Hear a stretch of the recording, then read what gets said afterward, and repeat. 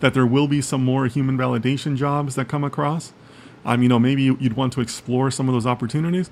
But again, I really can't advise you on this particular opportunity. I simply don't know enough about it. Okay, but but again, as a friend, I'm just advising you to be careful, to not give too much personal information, and certainly not any money or anything like that.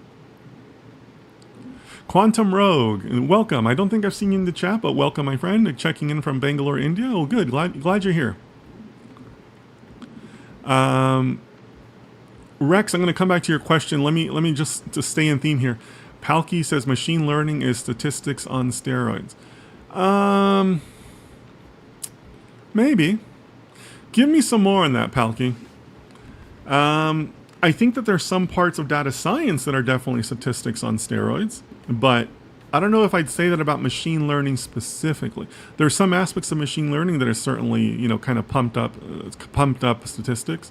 But let me know more of what you mean by that, Palki. Give me a little bit more info there. Okay, so Rex says, I know this is a big topic and not sure it can all be covered as a short answer. Will you cover relevant software engineering principles for data science?